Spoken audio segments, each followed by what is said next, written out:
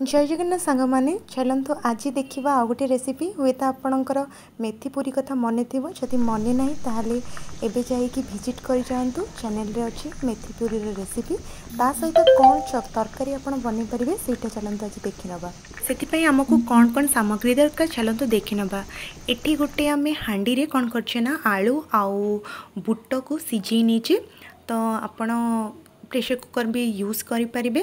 तो चलतु देखा नेक्स्ट देखो ये आलू गुड़िक सिझी जाइए आम गोटे पात्र को काढ़ी आनीचु आ सहित देखो ये मसला रे कौन कौन अच्छी मसला रे अच्छी जीरा धनिया बड़ अलैच आमर गुजराती लवंग काजू आ कि मेथी पत्र देखो जो बुट आम सिझे आलू सहित सीटा भी ये सिझी जाइए सहित आम नहीं गोटे टमाटो गोटा टमाटो ये आप यूज करेंगे काटिबा दरकार नहीं तो ये आप सामग्री जाणीगले चलतु प्रस्तुत करेंगे तरकारी से आमको गोटे पैन में किसी तेल पकई ने तेल गरम हवा पर भर आम तेजपत्र और आलू को लेकिन जो कटा सिझा आलू था ताकू लेकिन आम भाजी दौचे ताकू किस समय टी आमको भलसे भाजवाई पड़ो टिके गोल्डन ब्राउन कलर आसीगला आम तार परवर्ती स्टेज को जीवा देखो ये बो कर आलूटी को टी भलसे भाजी नौची और सहित आड करुच्ची हलदी आपण स्वाद अनुसार और आपड़ जी हलदी यूज करवा चाहती तरकारी अनुसार जी नहीं आलू से अनुसार आप पकेबे तापर से हलदी पकई सारापर टे भलसे लुण भी पकई ने स्वाद अनुसार तो आम ये दुईटा जिन आड कर देचे तो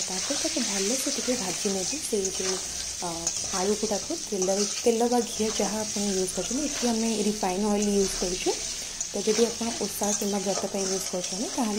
अनुसार गुआ घी कि डालडा घी यूज करेंगे आ देखो जो बड़ टमाटा आम रखी थे आम ये भलसे भाजी नौचे पूरा गोटा भाजी नहीं किसी काटा दरकार नहीं से आपे आपे आपंकर तरकारी शेष है बेलू से गोटा टमाटा पूरा सिझी जाइए आपटा माने प्रॉब्लम आपको किसी हेनी आ जो बटा मसला रखी थे जो मसला मुझे प्रथम देखी से मसला को आम ये आड कर नौचे टिके समय चल नवा देखिए माने बेसी समय आपको ये कषापी पड़ोनी जेहेतु आम अदा रसुण किसी भी यूज करनी तेणु बेसी समय आमको कषार ना ये तरकारी ओनली 5 मिनट भितर आपंकर हार्डली होती माने आम जो बुट को भी सिझे रखी तो ताकू भी ऐड कर दौचे सबको ऐड करके टिके गोटे थर आम घाटी दबा तो जेहेतु सब जिन आम ये सीझा सीझी करके रखीदे आमको ये तरकारीटा बेस समय लगे चटापट आपंकर हो पूरी सहित कि जो लुची मु कौच मेथी लुची सहित आप ट्राए करूँ बहुत ही बढ़िया लगे ओषा आ बारे खाँतु बढ़िया लगे तो ये आम आम सब जिनस को जोगाड़ी देचे से टिके आवश्यक अनुसार पानी ऐड करके आम ए किस समय फुटापी छाड़ीदे तो ये किसी समय मात्र 2-3 मिनट फुटीगला आपण तरकारी रेडी आपन को किसी करने पड़ोनी टमाटी तरह आपे आपे सिझी और बहुत ही टेस्टी और बहुत ही डेलीशियस विदाउट ओनियन गार्लिक रे बढ़िया लगे आप थे ट्राए कर देखूँ निश्चय या बारंबार बनवाई इच्छा करेंगे कारण ये बहुत परिश्रम बहुत कम